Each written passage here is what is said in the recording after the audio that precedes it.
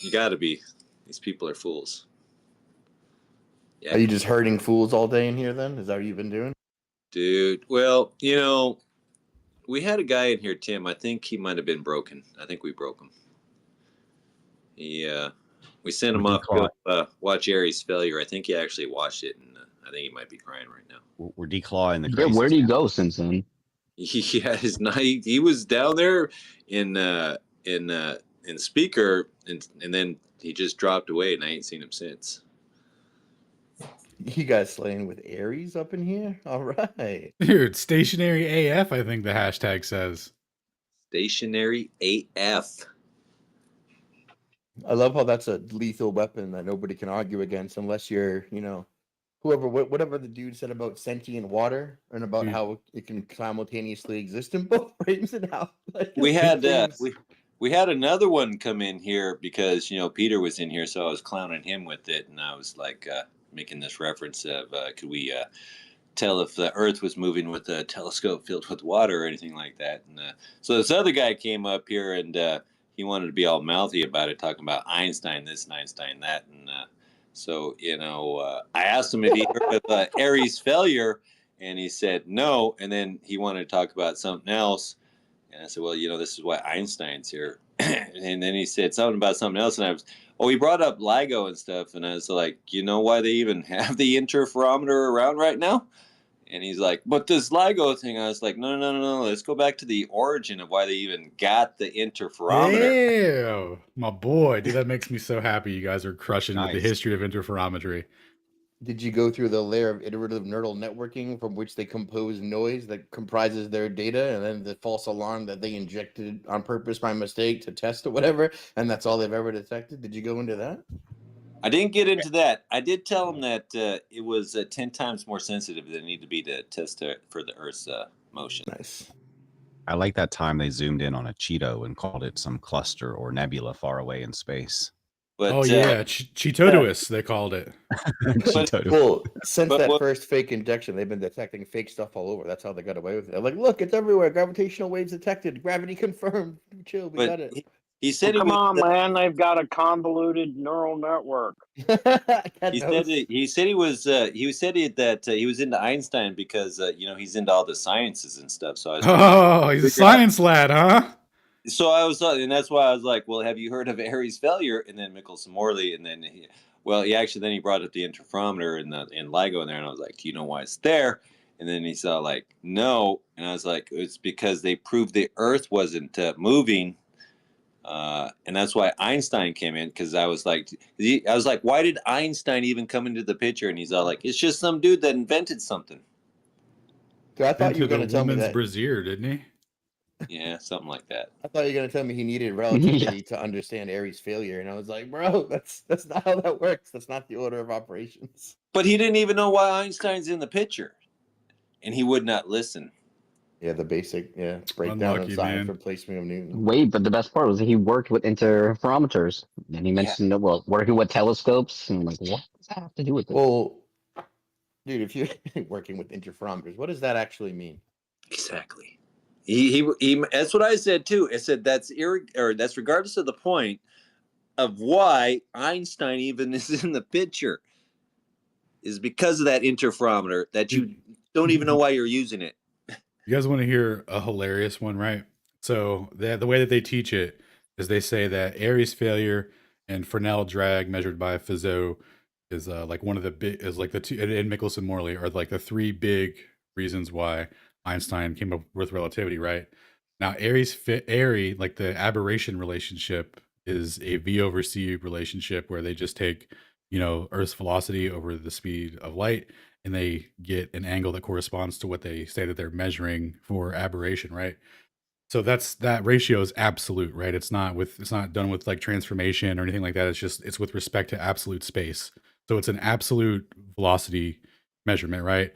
Now, when they added water to the telescope and they didn't get the change, they were like, "Oh, you know what? There's no such thing as absolute motion, and that's the reason that it didn't change." But it's like their jumping off point to assert that is using absolute motion to assert that that's proof of that there's no absolute motion. It's the most circular, ridiculous thing you could ever do. and say out loud. And it's like the fact that they tell people that this was like, oh yeah, this is what made Einstein do it. Oh yeah, an absolute velocity ratio that didn't that didn't show a deviation when they added water to it is proof that there's no motion. Okay, all right, man. Talk about circular, man. All that stuff is really what solidifies our position the hardest, right? When you go through the historicity of it and how it's suppressed, and then compare that with how it's framed and how the average person today will argue it. Even if you go to Wikipedia and look it up right now, and how that'll straight up lie about Michelson Morley and what they were testing for, what the results were, what a null is, for Christ's sake. I mean, it's crazy. And then you're like, okay, well, then this is obviously a very important, monumentous position, and obviously what led up to that is the most interesting, juicy bit, right? And that's that's when they invented in reference frames and inverted all of math and physics. And it was like, look, it doesn't move, but here's what I can do. I can invert the reality and move that around you via an inverse coordinate system transform. Does that do you? And they were like, oh yes, you saved us. And he became Einstein, the Earth mover. Well, I got two things here for Alan. Well, actually, one for you, one for Alan. One for you is, did you tell Alan that Hapro went to full clown status today? No, dude, I haven't blocked. I didn't even read the message you were replying to. You were like, I don't know why you didn't go to Shane. I was like, ooh, I might have an idea. I might have it. Oh, I might know why. yeah. Haven't read a Hapro message in 8 months, brother. Living my best life. Like, yeah, so sorry. Dude, I can tell you what he said. He said he was testing for the air or for the ether, right? Is that what he said? Nice. Oh my goodness! Even though he didn't mention it once. Yeah. The other thing is, I sent you a message in Discord. I'm not sure you saw it, but I get random papers because I'm reading papers all the time. So they try and send me stuff, and they sent me some paper. I linked it for you, but this guy made a claim, and I don't pretend to understand it. Said that they reanalyzed Michelson's equation, the theoretical part of the equation, where he gets like T subscript 2 or something like that. Yeah, where he's And he says deriving the that, timing distance for how long so basically what he's doing is he's deriving how much the Earth would have moved in the time it would take for the light to move 8 meter or 11 meters. And then that's going to be the fringe displacement or whatever. well, he made the claim that they, whoever they are, reanalyzed the equation and discovered that he got the equation wrong, and then it should actually be T subscript 1, and therefore it removes all basis for removing the ether. That's crazy. I Yeah. just, Yeah, I looked at it and I said, yeah, I don't understand. So I passed it on to you. yeah, I'll have to take a look, but the equation that's used though is it's literally the Sagnac equation, so it's not possible that it's wrong. All right. Well, like I said, I'm not going to pretend like I understood. It just seemed Yeah. like a really big claim that Michelson got the equation wrong. Ken, I like your approach. I got the same approach, man. Like, I don't know. He said really confidently with his chest. I thought it was retarded, but I thought I'd tell you anyway. Yeah. What I'll Well, often it's an actual paper, a Did he- published paper. So did he say what velocity was measured then? Because that'll be the key part in determining what his contribution to this correction is. no, I can't tell you. That's why I passed you the quote and the link to the paper. Yeah, just gave because a what brief he's saying, since T1 minus T2 equals 0, he's trying to say that they predict no timing change, and that's not even what was measured. See, this is what this is what people try to do to make it to reinterpret it within the context that it's been given to them, so that the Earth can still be in motion. They're like, oh yeah, this equation's actually supposed to predict zero change. And this author doesn't even realize the equivalence between the equation that they have and the Sagnac equation. They're the same. So it gives the correct fringe. The correct fringe was measured, but it was a value that needs to be 0. So he says that they got the so he says they got the math wrong, and what it actually needed to do was subtract the difference so that it comes out to be so that they predict a zero change. They see that, like, God bless that gentleman. But here's the thing, lads. They measured 6 to 8 kilometers a second. That is what it is, and they measured it using an equation that's used right now in inertial navigation systems for the same exact purpose of detecting velocity. That's slightly off of what they wanted, right? Yeah, a little bit, but yeah, peace be upon that guy and his zero fucking time change. Yeah, dude, if the Earth's moving with respect to the ether, you predict a zero time change. That's so retarded. That's like saying that your velocity in water isn't relative to the water. That's like saying if you whipped out your sonar, that the speed wouldn't be with respect to the water. You wouldn't like that. That just like, Yeah, doesn't compute. no, nope. They're saying sonar needs the water. Yeah. Well, I mean, like all motion would be relative to it, so how you would derive everything would be based off of that. So you would use the speed of sound in water, and that would give you the timing distance based off of your people's velocity and the water relative to you. And so, like, they're saying that well, actually, we're going to use an equation that would predict zero timing change. Why would you do that? Then what the fuck is the ether? Like, dude, anyway, sorry. That You know what that reminds me of, Alan? When the celestial theodolite lads were like, "Oh, your timing prediction is actually our timing prediction." We didn't know it at the beginning, but it is now, and also retroactively. You see that refraction correction? Well, we're gonna take that out, but I'm gonna put it in a subscript so I can bring it back later. Boom, solved it. You guys are retarded.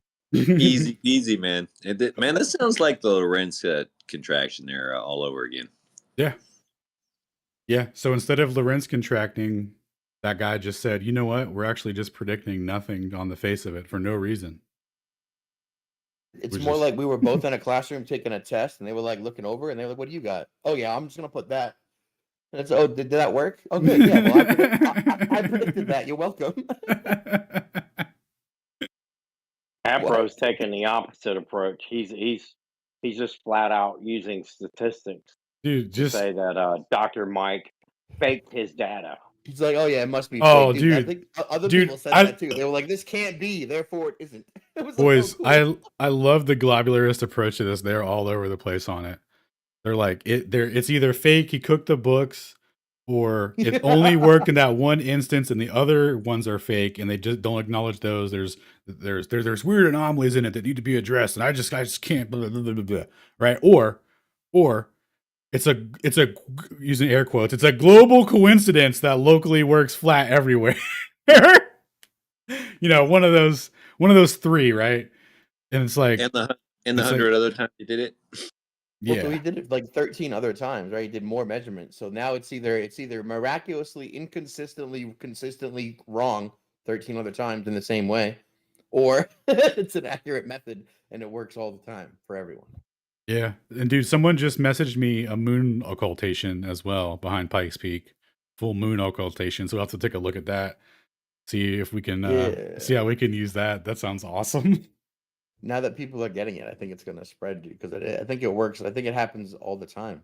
The only reason that wouldn't be appearing at a flat Earth elevation angle is optics and fake refraction and real refraction. Yeah, it's so good.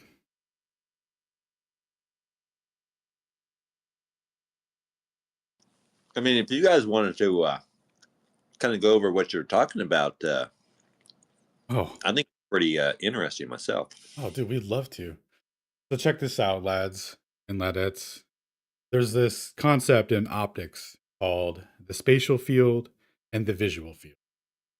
A spatial field is where an object exists in 3D space, right? So like your cell phone is X amount of distance away from you on your desk. You can, if you were to plot that out, it would have like a true location, right? And because it's not very far from you, your ability to estimate its place in three-dimensional reality, right, in 3D space, isn't very difficult. But if we move your phone, start moving it far away from you, right, different optical effects are going to kick in, and is going to be basically just in short optical compression, we could call it, based off of how far it is and how big an object is to you. And it's going to change the size of it, right? And it's going to be a little bit more than just the standard equation that you would use for the linear angular size change, right? And because it's the compression is logarithmic. So at different stages of distance, you're going to have different levels of optical compression in terms of scaling relative to how it's going to put that object in your field of view. Now, in mainstream physics, or mainstream paradigm rather, they teach that the spatial field is Euclidean, which we agree it is. But they also teach that the visual field is Euclidean, meaning straight lines and all that the same. And the reason that they say that things are deviated from our vision isn't due to optical effects, it's due to physical earth curvature obstructing the straight lines. Right. So that's the big distinction. So when they whip out a theodolite or a telescope or whatever, and they look out horizontally and they see things dropping in the distance and they aren't as big as they are and they aren't following the linear angular size equation, they're attributing the missing distance specifically to Earth curvature. And there could be an equally valid claim to the deviation is due to curved visual space, meaning how you perceive the three-dimensional physical world, based on your optics, your personal optics, right? So when they get into measuring these mountains and things in the distance, they have specific predictions for how they get there, how they've turned what you see naturally into the quote unquote globe prediction. So so this guy named Mike Heffron got a theodolite and started making measurements, and he quickly realized that no matter what measurement you make, especially during the day, it's subject to refraction and other optical factors, and you're always going to measure about what the globe, quote unquote, says that it would measure. Now, keep in mind, we're dealing with, the presentation of like all optical measurements are basically the globe, right? But so it's like, how do we get to the bottom of this, right? Because some people will say the Earth measures flat, measures globe, etc. If you don't make any assumptions and you just look through the thing, like what happens, right? If you don't account for anything, then if you assume that we see in Euclidean space, then nothing should ever be below the horizon, nothing should be obstructed ever. You should see to China or whatever, right? So the significance of the celestial theodolite is that we're using the quote unquote true position of a star and the time that it gets occluded by a mountain peak based off of two separate calculations. The calculations are plane trigonometry for the first, right, where we're just taking the difference in elevation between us and the mountain peak and the distance between us and the mountain peak to derive an angle, just a raw angle, no refraction, nothing, because we're not concerned with how we optically see the mountain or what angle it actually is or anything like that. We're only concerned with we can see this star at a certain time, and then the moment we can't see it, that second that we can't see the star, that's all we're concerned with, because that's going to tell us the difference between the visual field and the spatial field. Because if it gets occluded at the same time that at the same angle that is equivalent to the mountain's calculated relative angle to us at our distance away, then that means that the spatial field of Euclidean geometry is being intersected at that time, irrespective of how we perceive it in the visual field being smaller than what it is said to be. Because if you do it based off of the globe calculations, right, the mountain is going to be tilted away from you, so it's going to be at a lower elevation angle. So it's going to take more time for that star to get lower in the horizon to be occluded by the mountain. And you can convert arc seconds into actual seconds. So every 1 second is equivalent to 4 seconds. So the elevation differences between the globe and the flat Earth are easily distinguishable, because they're like 10 to 15 arc seconds off, which is going to correspond to like 15 to 18, or it's not always 10, but it's going to correspond to like 15 to 18 actual seconds and timing difference. So only one timing is measured here. So what we do is, after we estimate the distance or the angular size of the mountain based off, or our angle to the mountain based off of the raw calculation, We open up Stellarium. We go to the peak of that mountain and we align our angle up with what we calculated. And we wait for a star to intersect with our crosshair in Stellarium. And then we go out and observe and see if that star gets is at that angle at that exact same time. And if it is, then that means that its true position is intersecting with that mountain peak at the same time as it is relative to us at X amount of distance away. And the distance could be whatever it is that we calculated it for, because that's the beauty of this, right? If Stellarium doesn't know where we're at, we're only calculating an angle relative based off of where we're at. And then we're confirming that on the ground, which shows that all elevation angles to the stars are planar elevation angles. Every time, no matter where, for every time you do it, and something that they could do about it, right? Crazy. Yeah. So the true Euclidean spatial geometry of this place is planar, and you could tell that based off of the timing difference, not the angle that you would measure optically. The optical angle is going to match the quote unquote globe, right? Because of refraction and optical conditions. Wouldn't it? So this is like the mathematical explanation for if the stars are planar and you're going to view them in a hemisphere because of the limit of your view anyway, limit of human perspective. If you're under a massive planar field of stars, if you only see a portion of it, right, you would see them rise and set. So that would give you the hemisphere, which is the visual field, right? Exactly. So that's the scientific backing for how planar elevation angles actually work all over, even though we observe in a hemisphere, and that's how they kind of tricked us again, right? Yep.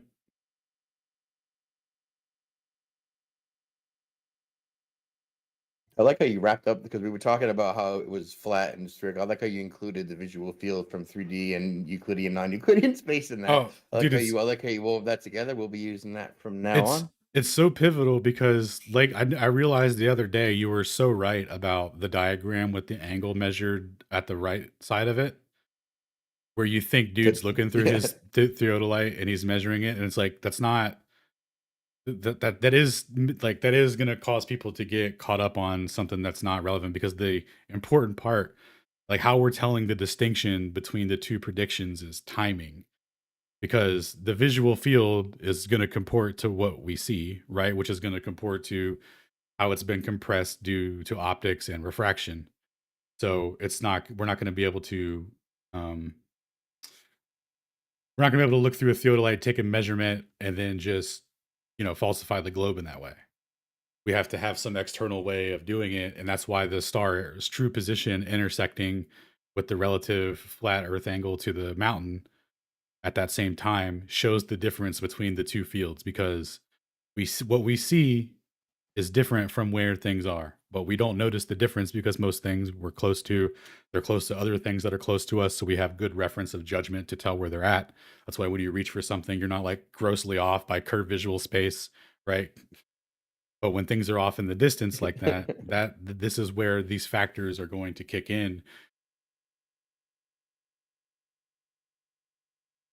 Yeah, so that's why they never address that part of it. That's why they never address timing. That's why they always try to bring in both sides of the half refraction that they need to correct back to get the same timing prediction as we do. Otherwise, they can't do it. If they can only do it by trying to make it about the observer to the mountain, even though the only observation is happening from the mountaintop. So it's a brilliant method. I thank Dr. Mike every time I think about it. All the time we've been doing this, he would never even thought to take a theodolite and be like, hey, just keep looking at the star. Like, what time is it? Like, man, what a brilliant method. We got any globies down there? Want to come up and challenge this? I don't know. Judging by the Twitter posts, we're all wrong. All the data is wrong, and it can't be. That's the main rebuttals I've gotten. Dude, so all the data is wrong. Dude, we have Globers right now trying to co-opt the data because there's only one timing that's actually measured, and they need it real bad. Pop. Dude, I'm gonna lie. I think Ruhan, whatever his name is Ruha. Yeah, he's spiraling. Dude, so bad and so much cope. He's like, Dude, let me open this PDF he sent me recently. We can all take a gander Well, here. dude, imagine if the fate of globularity rested on your shoulders and you were presented with this, right? That's That shit's true. tough. That's true. He is out there being a warrior, dude. So in regards to making it about the observation at Mike's house in terms of a distance, because like I said, when you do this calculation, Solarium doesn't know where you're at. It doesn't know that it has to like backwards lie, right? So the way that they're trying to do this is making it from Mike's house and talking about the position of the star with respect to where it would be in their model and then refracting over the mountain or whatever. But none of that is relevant to what we're doing. But he's gotten so deep in trying to pinpoint Mike's exact location. He's like, I don't think he was in his sunroom. I think he was 22 meters off outside in his by this tree over here. I'm like, bro, you're completely like you are so far off in the weeds that it's like inshallah you make it out. But you're so deep in the Khazari jungle right now. Like you need a hatchet and an opal machete, dog. But that's where he wants to be, man. He wants to be lost in the weeds where you're not actually talking about the point. Yeah, that's how they can win. Like, get it so dirty, no one can tell the damn difference. It's like he wasn't in his sunroom. He was 22 meters off. Like, yeah, bro. Yeah, he put the missing 22 meters of the globe in his sunroom, dude. All right.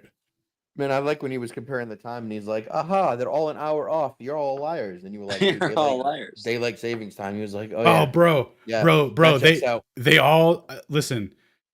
I think they all knew it because none of them would say why, but they were all skirting around and dancing. And as soon as I told dude that's what it was, he was like, suddenly he was like, oh, dude, great detective work. And then also my spreadsheet had a negative symbol here and it was calculating all the values wrong. I fixed it. You're right. It's all fine.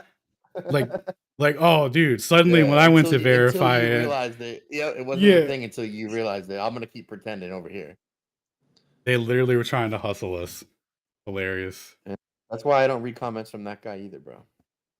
With daylight savings time. Are you kidding me? Yeah. Like it's an hour off. Not, hey, look, it matches the globe prediction for our included, celestial refraction error. Behold, we win. It was like, no, it's off for a weird hour that wouldn't matter either way. Therefore, it doesn't matter. Let's just dismiss all this. Oh, daylight savings time. Okay, it's back to being precisely in your favor. Okay, I tried, Hey, they did try. Or they're playing 3-card Monty with it.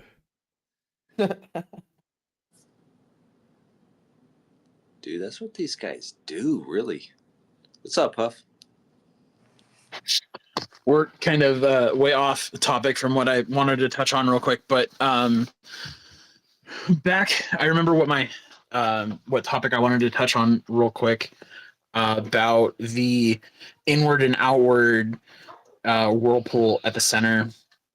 So there is at the center of Earth. So there is a scrapped project called the Biosphere Project, actually Biosphere 2, and what they were trying to do is they were trying to create a community under the ocean for like-minded individuals and for science and stuff like that. And they scrapped it because they couldn't figure out how to recycle the air.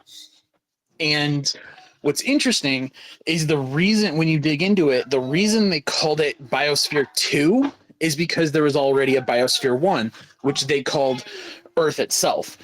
And the theory behind how the air and water would circulate is the same idea that we have with Scylla and Charybdis, which are the names that the Greek mythology gave this giant whirlpool that Jason and the Argonauts had to swim around or had to go around in that story. What are we talking about?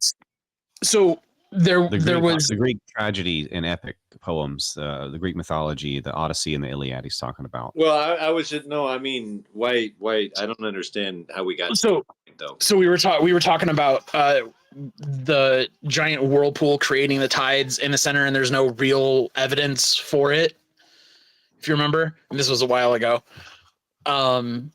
which is why I didn't really want to touch on it, but I felt like I needed to. Anyway, I would say tides are evidence for it if you debunk their explanation of tides, but that's all we got so far. That and the right, right, and I think I don't know. It's interesting that they couldn't figure out how to circulate the air and recycle the air, and the way that they theorized they could do it was if the biosphere itself was breathing, and kind of is that what is going on with the whirlpool, and then it's sucking in and blowing out every 6 hours. But yeah, almost as if the earth itself is breathing. Well, it would accord with all of the mythologies and the original sort of flat earth cosmological understanding that people had in those days. Everybody believed basically flat world, firmament, dome, no movement. Basically what I describe as the biblical earth: geocentric, stationary, hollow, domed, young, and flat.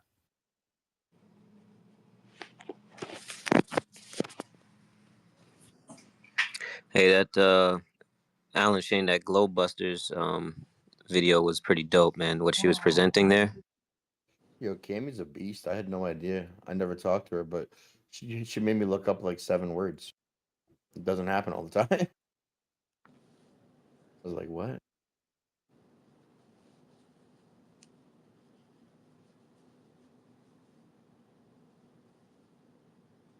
I do. I think so. All right. On that topic, randomly off of whatever we're talking about, how like the lunar eclipse happened, and I've been posting about it. There's one that I put up that's just like from I think May last year. The occultation of a lunar eclipse happens from like left bottom to top right, and then when it deoccults, it goes from like top left to bottom right.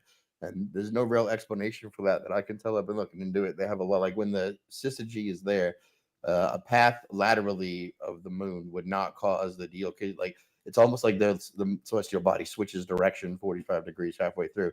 But Right. The only thing that would explain that, right, is what Kimmy was talking about with the polarization of light happening with a 45 degree angle, right? That's almost exactly the same degree and shift that you would expect. It's the same degree in the color. When we were looking through the different filters and we saw red and orange, and like all of that would match magnetic polarization issue, which is why I was trying to put it all together on the spot.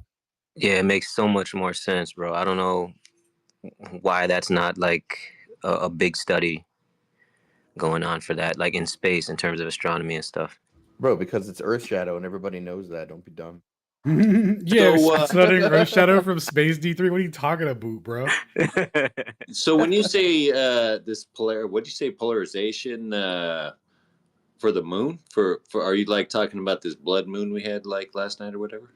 Hey, or in every blood moon, every total lunar eclipse with that color. Like I think their explanation is that I don't even know. It's dust scattering in the same. Yeah. Only one type of dust that turns red scatters in the same way every lunar eclipse. It's the weirdest explanation for a colorization. But if you look through what Cammy was showing us with the magnetic polarization and the various lenses, along with the light changing direction with a 45 degree, they call it non-reciprocal. I remember I was looking it up as she was telling me. Non-reciprocal, meaning that the light doesn't go linearly if it's propagating. It doesn't go back on itself. So like if you turn it back around, it doesn't become visible again. It has to go through again, and you tilt it 45 degrees and then it becomes more, right? You can see it more. If you go another 45 degrees, you can see less, and it keeps changing back and forth. And that is exactly what you see with a total lunar eclipse. You see it be occulted from that direction, and then you see it change the color for the total lunar phase, which is what we were seeing with the other magnetic polarization slide she was showing us. And then when it starts to deoccult, you see that 45 degree shift as it rises across its face. Like it's almost exactly the same. I couldn't get it out of my head. You said you posted a video on this? Yeah, let me go bring it up to the space. Yeah, I shared it a little while ago too.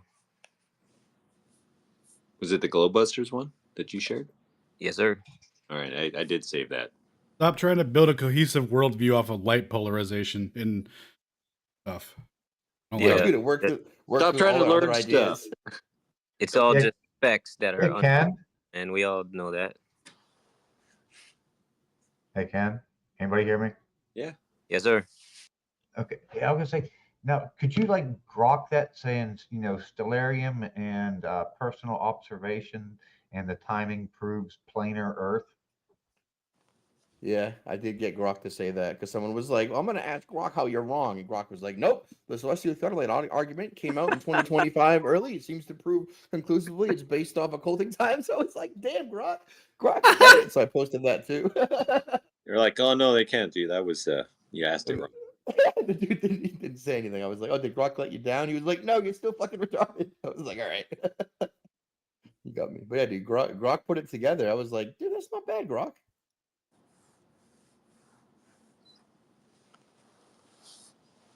Yeah, actually, Sheepdog read Grok still manning a flat Earth position. It was like, wow, even a computer can figure it out.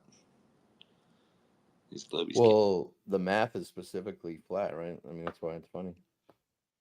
Speaking of flat Earth elevation angles, right? It's all about observation of the celestial bodies, timing, cycles, the periodicities of the moon, the perigee to apogee, lunicity, the brightness from synodic month back and forth, and when those line up, beautiful.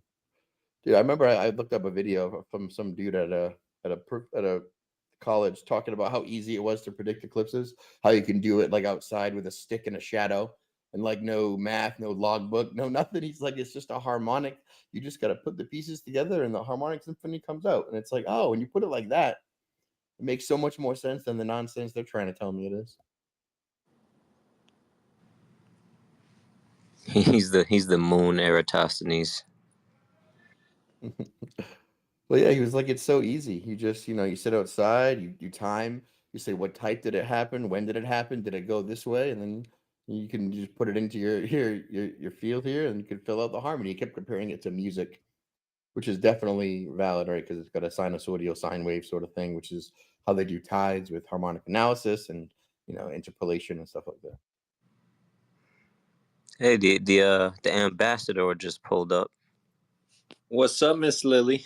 Hello, can you guys hear me? Absolutely. Hey, how's everyone doing today? Doing Hope you guys are all well. Hey, just wanted to quickly do some little ambassadorial duties, real quick interruption. Yeah, folks, for the people that are new here, Flat Earth did not get debunked by that, final experiment in Antarctica, etc. So yeah, we just don't understand exactly how the luminaries work in the sky, but we'll figure it out at some point, I think, or just get a little closer to figuring it out. But meanwhile, folks, we have stumbled across other wonderful proofs that are just totally irrefutable. And thanks to all these lovely luminaries that we have here in our community, Dr. Heffron's been like a huge, huge contribution, so valuable. And I've given the names and the handles of the learned colleagues, the experts over here. So please go to the purple pill and you'll see the names of the people that are absolutely great to follow. And you'll see that they put out amazing content. So it takes them a lot of time and technology and research to do all that and to put out all this great content week after week, day after day. So please consider supporting them. They put so much time. Time is our most valuable commodity, and they put so much time. It's a work of love and passion. So please do support them. And by supporting them, folks, you're doing something really historical and beautiful, which is you are giving a voice to all those wonderful physics experts and astrophysics experts whose voices were silenced in the 20th century, all through the 20th century and the late 18th century. These are astrophysicists and scientists, physicists who found huge holes in the globe theory. And of course, their voices were all silenced and they were ridiculed and their papers were not published.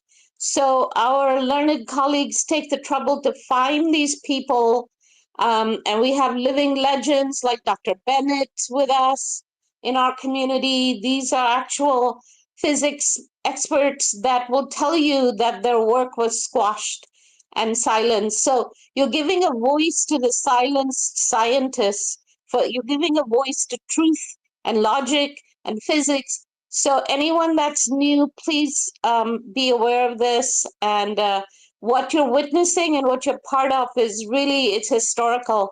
And the beneficiaries will be our children, our grandchildren, and so on. So loads of love, and our community is going as strong as ever. And thank you to everybody for hosting the spaces, Brian, Ken, TM. And I'm sorry I couldn't fit in everybody's name as experts on that purple pill, but TM is definitely one of them too. So yeah, check it all out. These are amazing minds, and these people are gonna go down as the future, real Einsteins and real Newtons. So yeah, lots of love, folks. Keep it together. Love you. Bye. Beautiful words. I want, since you brought it up, I just want to mention the 24-hour Antarctic thing. There was a parallel 24-hour sun Antarctic trip where they actually found tons of footage that confirms the firmament, second sun phenomenon, different sun. You talking about following the king? I put it in the. I don't remember who's behind it. I put it in the comments there and in the box above. The video is called "The Antarctic Sun: Unveiling the Truth Behind Flat Earth." So it's basically like a parallel, more honest, less full of nonsense trip that confirms flat Earth. So if anybody tries to use the oh, they went to Antarctica and debunked it thing, you can use that, or you can use my article that absolutely destroys their 24-hour Antarctic psyop.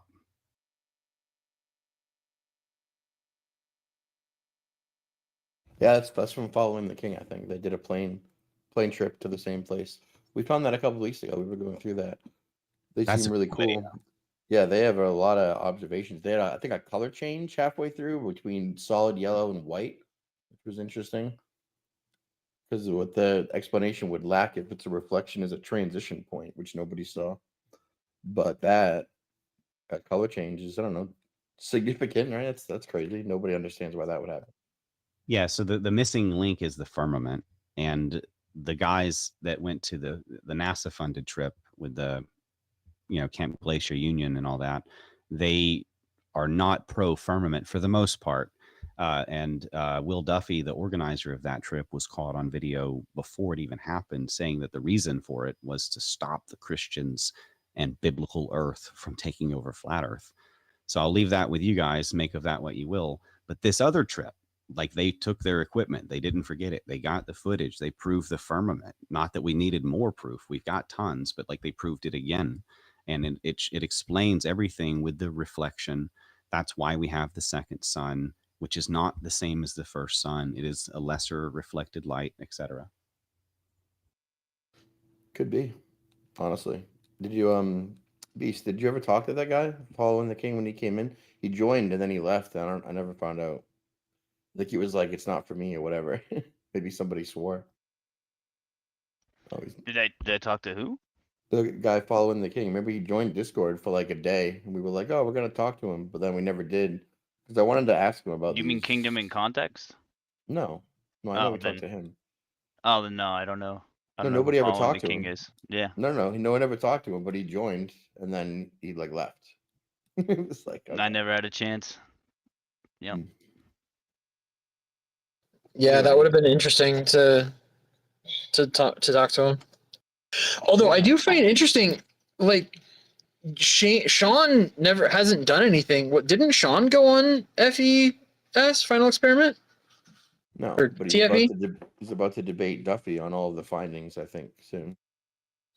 Interesting. Because I thought he was. Yeah, I thought he was one of the ones that went down there, and like nobody's talked about it. I find it funny that this Duffy guy says he's on tape saying it's okay to lie and deceive. Before they even went down to Antarctica while they're still in Punta Arenas, there he goes on there and starts already promoting the second part of his gig there for the 24-hour moon. Yeah, not only that, but like he says that it's scriptural that you're supposed to lie, or that it's not actually morally deplorable to lie. Yeah. I put the link in the comments and the box above of the anti-biblical Christian side of things speech that he gave back in 23. It's only about 5 minutes. Man, I want to see Witzik debate Jaron. Like Will Duff, yeah, Jaron won't debate people now. Like he won't even address the thing. Apparently, James contacted Austin and said, "Yeah, Jaron's totally down for it. I got him to agree." Yeah, apparently Jaron challenged Witzik. He wouldn't debate me when I challenged him to a debate on it. Well, he wouldn't debate anyone, but apparently all of a sudden now he's confident enough to take on Witsit. So I don't know what happened there. Yeah, I think he got coached up by McToon there. Yeah, but even he did a little Rocky theme music there. You know, made him chase a chicken or something in some Home Depots that are lined up. Worst case, we have wolves amidst the sheep that we can't trust. That's all I'm going to say. I hope I'm wrong, but obviously with the Will Duffy types, we have infiltrators, and he said it in his own words. They're trying to stop Christianity and biblical Earth from taking over. Like Flat Earth Dave wants you believing in outer space of a different sort. Outer lands beyond the ice wall. Just a different type of outer space with alien visitors still being cool. Well, I think there are lands beyond the ice wall. Well, I don't think Dave cares what most people believe. Yeah. Well, this is just, speculation. We could really speculate. I mean, didn't I hear you say you believed in Hollow Earth there, Dustin? Yeah, we can prove Hollow Earth through various examples, including underground civilizations of tens of thousands of people throughout historic examples with underground cities today.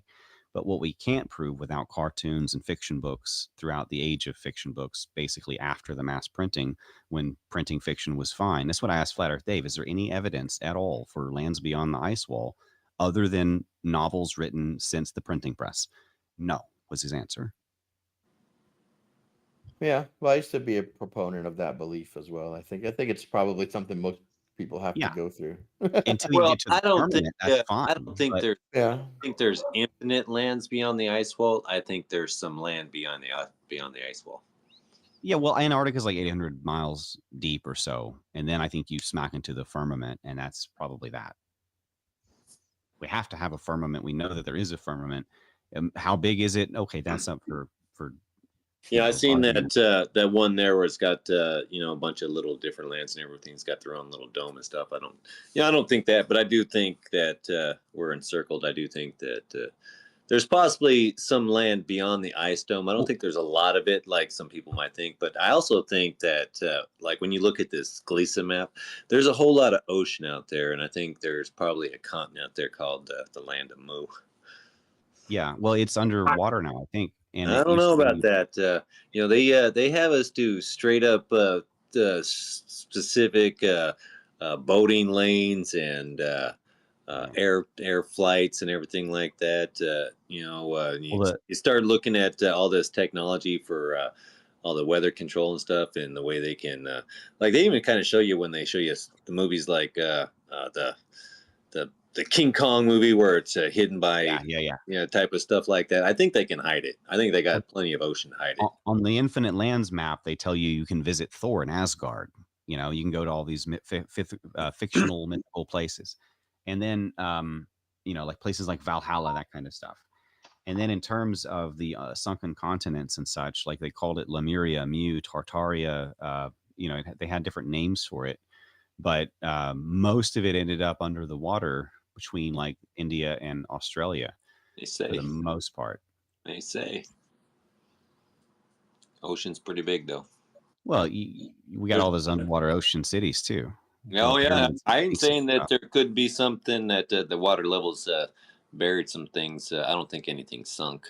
Not everything, but 400 feet water level rose after the flood, and then mud everywhere buried cities that were still digging up out of the mud. What's up, Mr. Xavier? Yes. What's up, boss? Just 2 quick points. You guys pretty much covered most of it, but you just got to look out for the mutually exclusive stuff. if there's gas pressure that requires containment and there's a proposition of an infinite plane bought by the Infinite Plane Society, I don't see them much anymore, but that's kind of contradictory, right? You can't have an infinite plane yet have containment. So just be careful of that. But something was brought up earlier about inherent deception. Just be careful of the apologetics of it, because that's a pretty damning statement by a pastor, quote unquote, right? But they'll try to weasel out of it by bringing up some philosophical points that were argued for 100 years, which has some validity, right? There's a philosopher by the name of Immanuel Kant, and he has a famous axe dilemma, famously coined Kant's axe. Oversimplified, let's say you have a roommate, right? You're in college, somebody starts banging on your door, and there's a guy with a giant axe looking for your roommate. Now, your roommate's up in his room, right? And you're not going to be like, yeah, come on in, to the guy with the axe, because what the F are you doing looking for him? So would it be moral to lie, to be like, nah, I haven't seen him in a while, and then just let him leave, and then be like, yo, dude, some crazy ass was looking for you. So they try to manipulate it by that. So be careful of the apologetics around that, bringing up some Kent's axe scenario when, no, we're not really talking about that. We're talking about the inherent nature of deception. Is it good or bad? So just God hates liars, and they tried to hide God. That's a big lie. Yeah, that's the whole thing there too, Mr. Xavier, of no one can have surprise parties anymore because you can't lie to your the guy that you took out and on a wild goose chase. What are you doing? You have a surprise party. Sorry, man, I can't lie to you.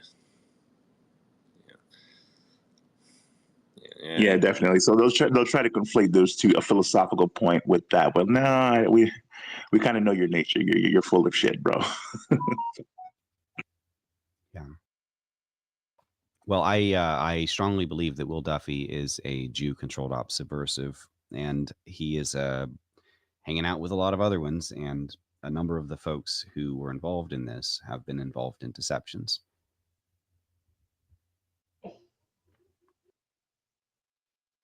Man, I do find it weird that Jaren's been in both of the hit pieces about Flat Earth. Yeah, and by the way, was friends with the last guy who tried to set up Flat Earth. What's his name? That was also friends with Duffy. The name escapes me. Yeah, I've got it on a video somewhere. The funny thing is, go ahead. It's a standoff. Now, real quick, the funny thing is, during a Flat Earth Friday, I said, "Oh, you know what? Jaren's going to be the best person to go out there because he was already on and hit piece that was there unintentionally. So he's going to learn from his mistakes." I remember saying that verbatim, and here we are. Didn't learn from his mistakes. Fool me once, shame on you. Fool me twice, shame on me. And then there's Mark Sargent out on his Rumble page that says, drama, and he basically says that he said that Jaren told him this. He goes, if I go through with this and I come back, on NASA's side, they got to me. Well, he's defending it now after that happened. He didn't go, but he is defending it and saying it's stupid to question it and to trust it, which is the Flat Earth Dave position for like a month. And then he switched to saying, don't trust it, but trust Jaren and Widsit. They were lied to. So it's all confusing at this point. There's too many different stories that are, not adding up, conflicting. There's lies that are being caught. There's obvious repeating asset CGI. Like you guys have heard the spiel about the actual trip experiment. There is a controlled op wing that was exposed, and biblical Earth has now taken over Flat Earth, in my opinion.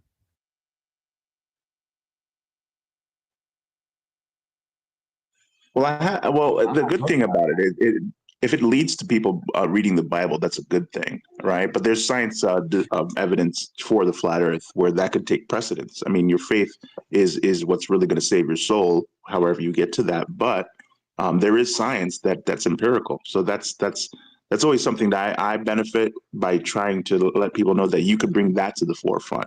And finding God is up to you. That's your personal journey. I was a lifelong hardcore anti-God atheist who blamed religion for the woes of the world because I was raised in public school. when I went to test it, like I usually test everything else, it was the last thing. But when I went to test the so-called science and the Bible, I found out it was real, and the science so-called was not. And I became a Christian. You know, I like what you said, Mr. Xavier, to go the opposite way. Use the sciences that prove the shape of the earth, well, observations, but the motion and everything else, and how it relates back to the Bible. Because you know, when you lead off with oh, the Bible proves this, man, it for some reason it's like people they automatically don't want to listen to you. But when you go the other way around, you go, but you know, and also not only my experiences, the sciences here, but check it out, man. It says check this book out too, man. So I'm just gonna say, like, bringing up biblical Earth and mixed company is a whole lot easier than bringing up flat Earth, and it's a lot easier to defend. Well, I think they're the same.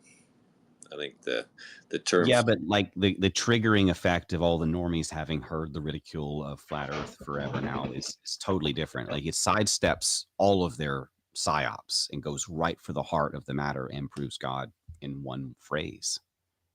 As a debate mechanism, I think it's far superior. And clearly, it's scaring the shit out of NASA, because they're paying for 80% or more of this Will Duffy trip, you know, including the runway, the strip, the background, the staff, all of the, you know, shelter and buildings and machinery, etc.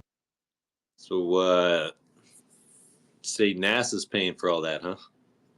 Yeah, NASA pays for like 80% of that camp's budget, which Shout means out to NASA paid NASA. for. I mean, NASA paid for almost the entire 24-hour Antarctic sun Will Duffy trip. Do you got any juice on that? What did you just Yeah, say? yeah, the funding for that camp. It's somewhere on my page. Well, but, they go to that yes. they do that camp every year. It's not like they went down there for Will Duffy. Yeah, I know they have the camp for other reasons, but like NASA funds that camp, which was then provided. All they really had to do was buy their own plane tickets. Well, and forget their equipment. I don't think we could ignore that, at least. I mean, you got 40 grand. Anyone can do that. Well, do you guys see Space Buster's video on it? I think he called it Scamprodica Dustin, or you whatever. got the receipts on that claim, Dustin? Let me see if I can find it here. I've got a bunch of stuff to look through for, but I've got it somewhere. Yeah.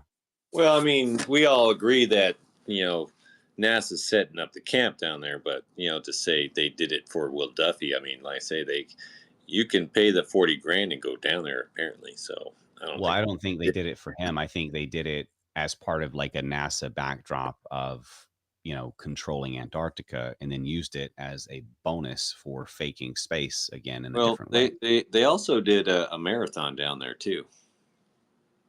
Yeah, so basically, like, if they have a place in Antarctica that you can go, then they can say you're allowed to go. Well, I know that, but as far as you saying they had the studio and green screen and all this other stuff going on there. Well, yeah, I don't think the footage. I don't think the footage of the actual like studio experiment happened at Antarctica. I think they used background footage from the camp there, and I think they did fly there on camera. I think the flight was legit. That makes no sense.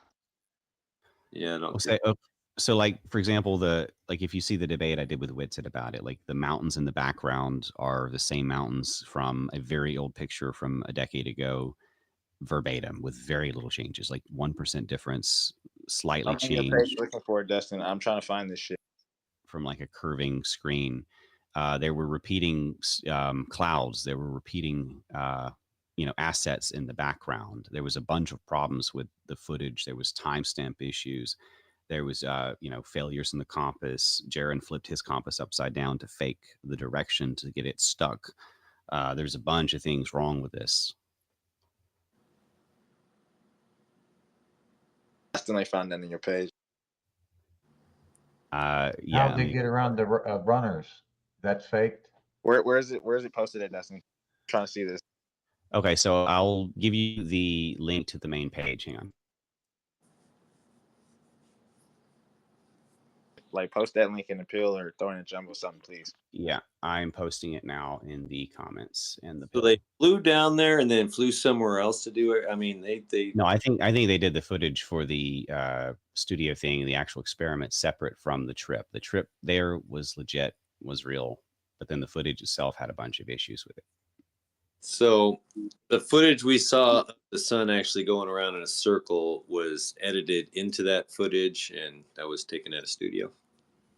But they were in Antarctica, so they could squish around on some snow. Yeah, the studio, like snow was different. Like footprints weren't showing up where they were supposed to be. They showed up where no one actually stepped. They said like the snow was packed, but like why are there footprints showing up where people aren't standing? And then the unpacked, relatively unpacked snow right next to it is not getting the footprint when people do stand there. So it's like, well, did you see it when they were? Did you see the footage when they were flying in and how it was all ice, blue ice? It was all ice. well, I mean, everything is ice there basically. Exactly. But I'm saying it gives a quarter inch of snow a year or something like that. No, oftentimes near the coast, they get actually a bunch of snow. No, I mean in the area they were at, it's like a quarter. Yeah, like so like when he said the mountains there never get any snow, and that's why it looks the exact same as a picture from a decade ago. I pointed to a picture from a month before the experiment took place, just less than a month before they actually went. Drastically different snow banks and snow pattern, a lot more snow on there. So like the snow actually does change a lot, but it doesn't matter because whatever snow they did have was showing footprints and then didn't magically.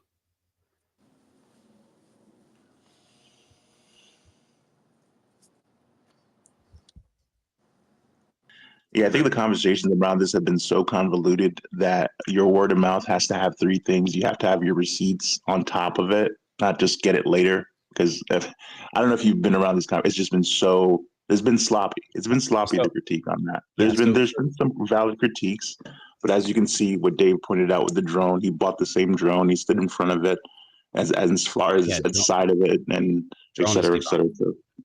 So what happened was when this happened, I basically started paying very close attention. I didn't want to say anything bad at first because like I was basically on friendly terms with a lot of the people involved, and I didn't want to like rock a boat or burn a bridge or anything unnecessarily. But I always look for controlled opposition no matter where I'm at, and I call it out.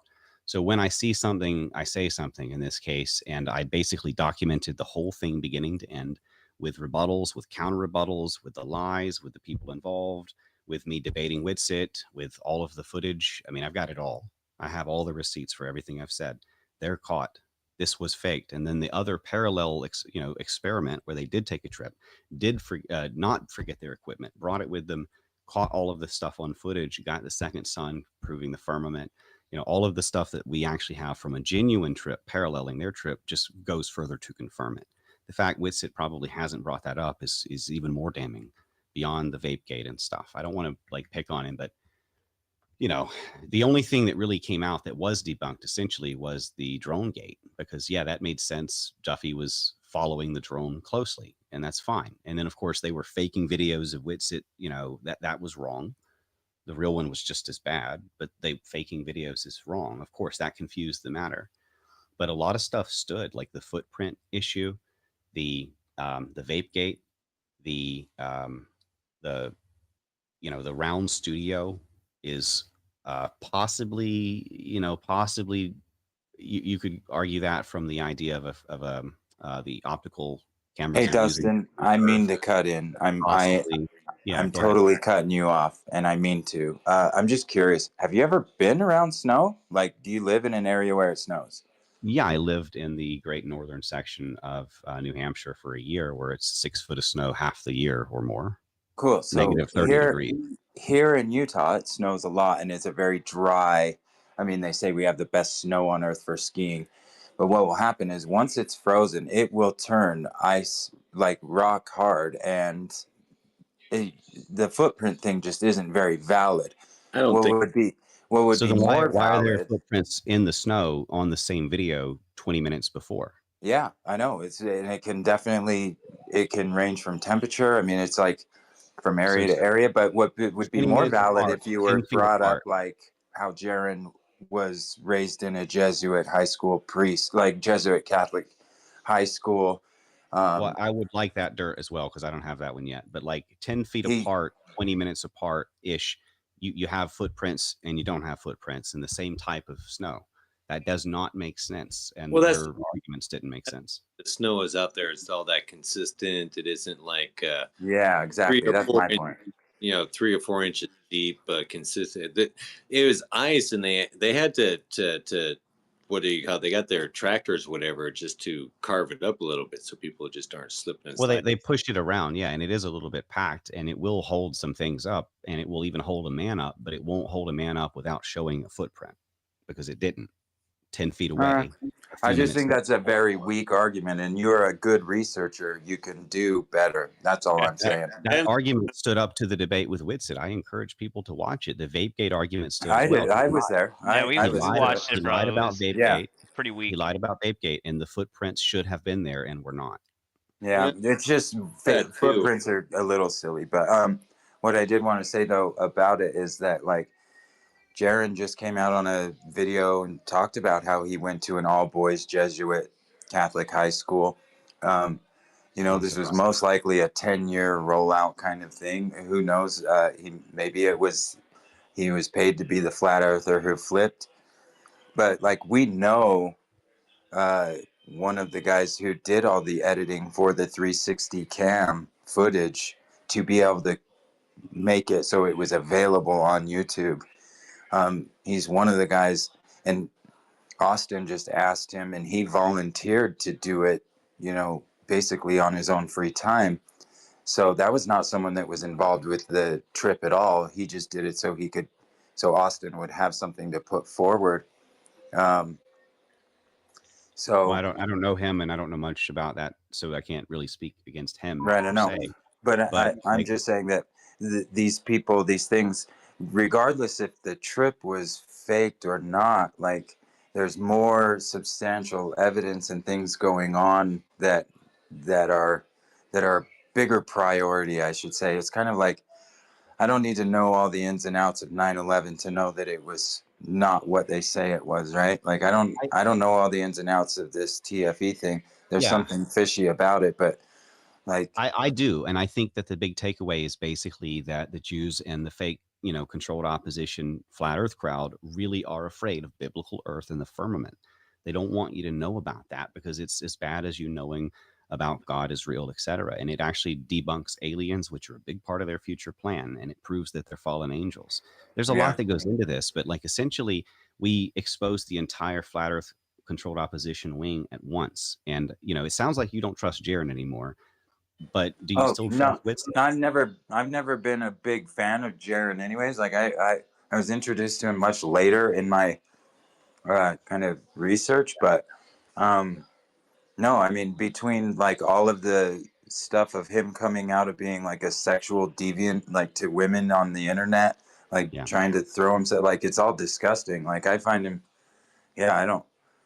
And for him to flip like that, that's just not logical. And if it doesn't make sense, it's not true, and that's where I'm at. And I would agree that there's things about the TFE that don't make sense.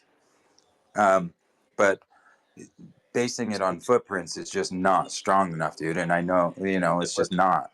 I've got like 14 points. I think 2 or 3 of them. Here's the thing. To both of your points, I think it's best to stick to things that somebody cannot just go, I disagree, right? Because right now, well, like he said, I live in a place where snow area too, and I've walked like 5 minutes going back to get my shovel, where I came back and it's complete ice. So I live up northeast, and I know that happens. So to somebody to say, well, if 5 minutes later it's gone, like I've seen that with my own eyes. You know what I mean? Up in the Northeast. So, and even the Jesuit connection, he's a Jesuit. Therefore, he's a shield that's been here for 10 years. That's sloppy evidence as well. You got to stick to stuff that somebody can say, I disagree. Because here's the thing. Oh, hold on. Yeah. Wait, time out, dude. You like to chime in and cut people off a lot.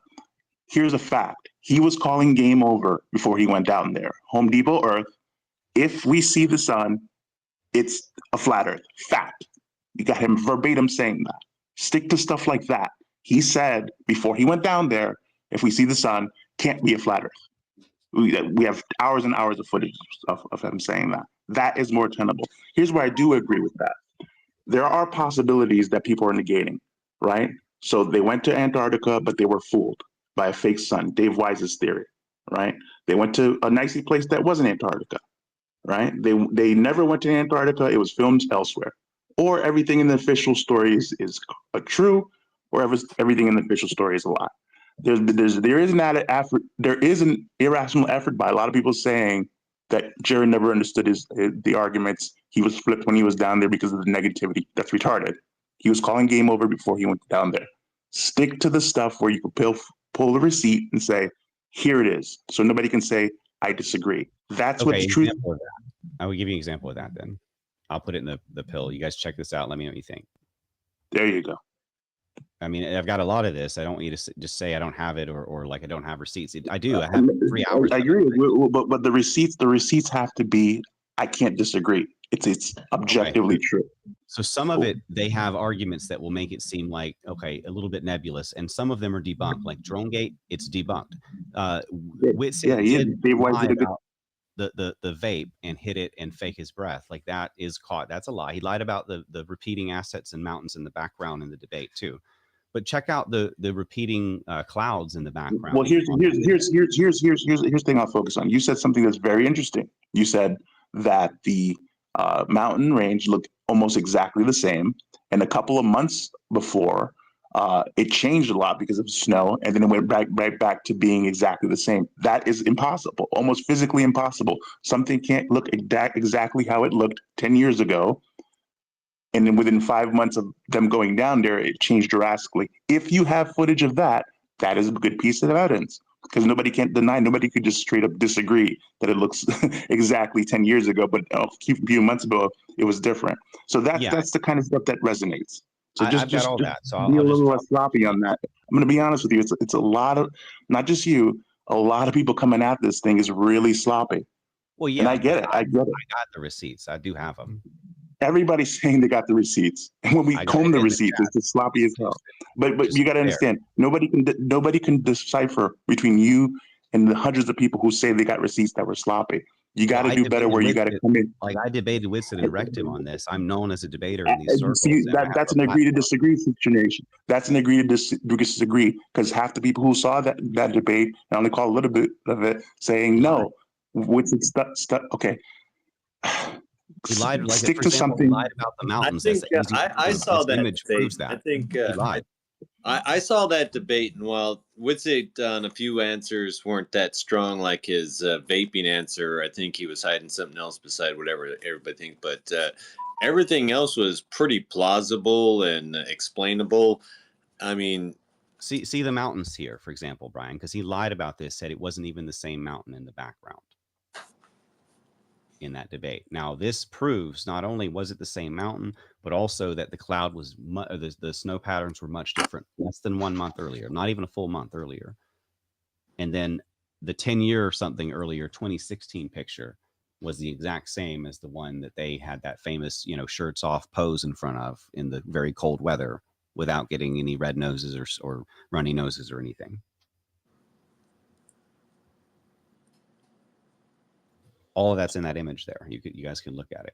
Like I do have receipts. Sometimes you got to give me a few seconds to pull it out. I've got hundreds of files on this particular case, and I've put about 50 hours into this.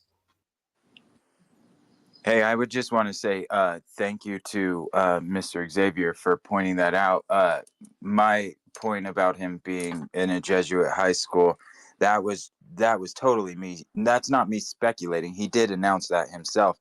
But about the 10-year rollout thing, that is me being speculative, and trying to maybe put something together along the lines. But I appreciate what you just said. I do agree. And Dustin, I would say the same. Like, I think that your work is super cool, and I appreciate what you do.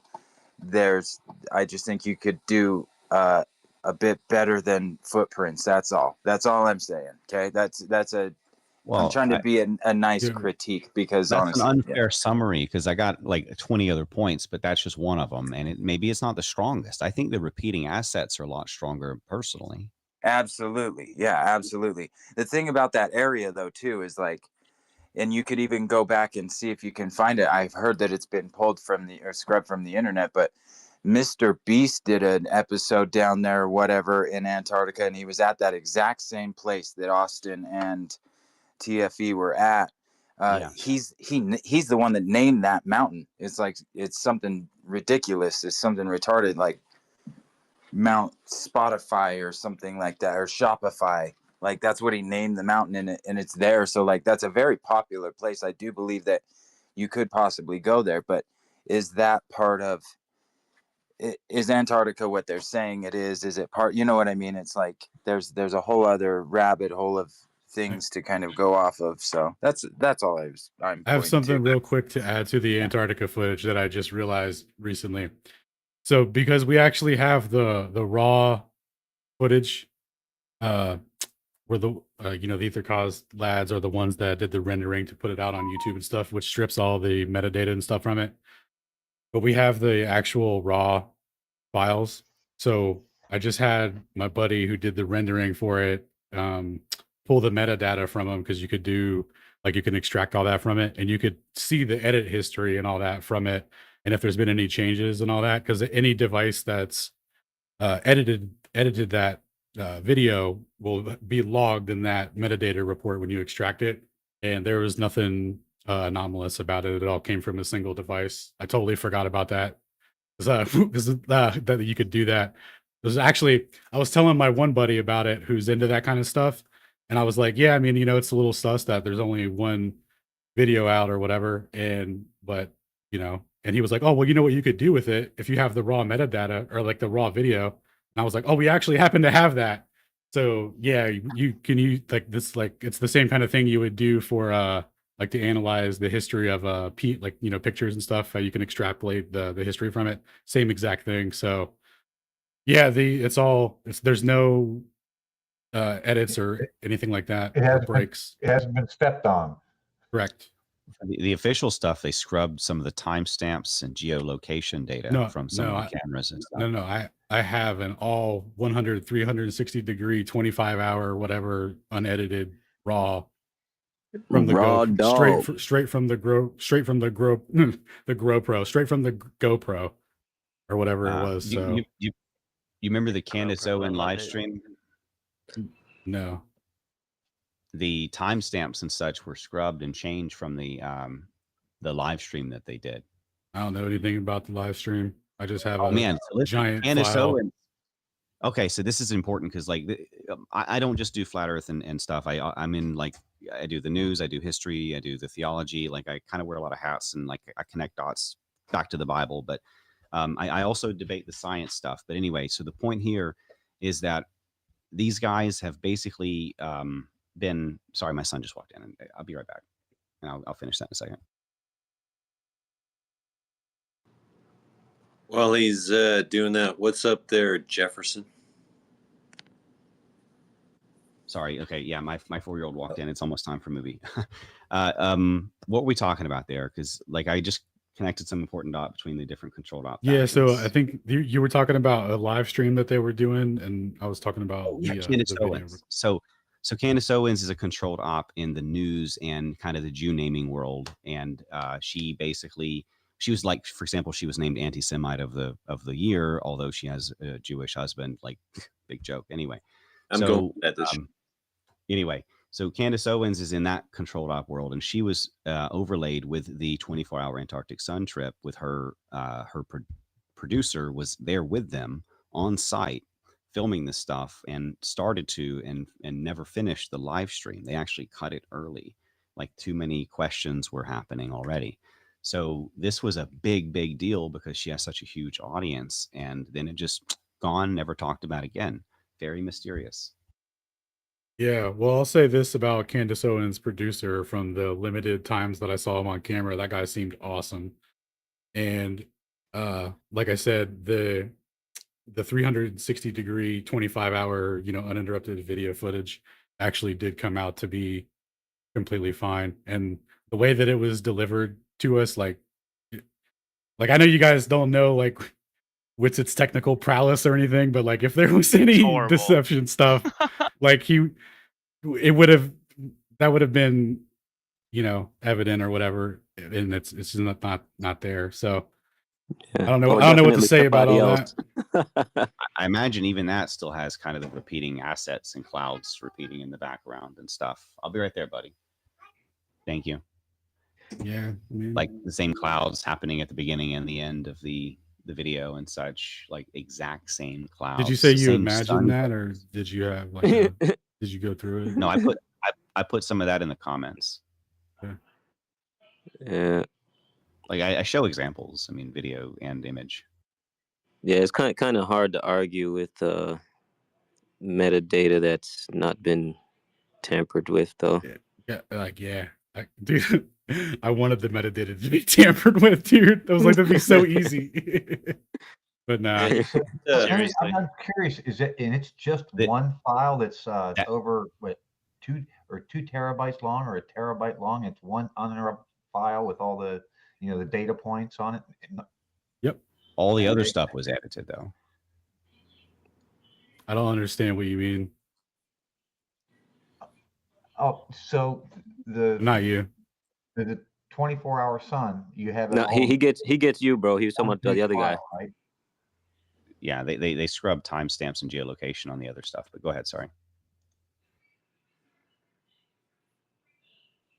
All I wanted to know is if it's just that one big huge file that's 1 terabyte long, and you're able to read all the data on it, then there's no disputing it that then what was put up on the sky was fake too, because the camera was there recording it and they projected it on the screen. You can go which way you want with that, but the file you can't screw with a freaking terabyte file. It's one, and that's yeah. what you get. And this brings up the debunks of some of the points, possible debunks. This is where it gets nebulous. The sun, you'll notice as it goes up and down, it keeps changing shape from orb to egg shape, oval. Why does that happen? Is it because that, as Witsit claimed, the shape of the cameras, or is it, as I believe, the shape of the screen in the background, the studio screen, which would explain things like the mountains being 1% different than the one.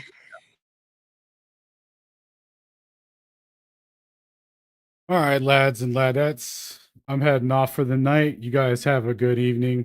I'm not here to talk about the midnight sun thing all night. Got stuff to do. We have awesome proofs that substantiate the shape of the Earth, irrespective of where the sun is above the horizon relative to the latitude. So we'll continue on. Check us out on Sunday for Glowbuster.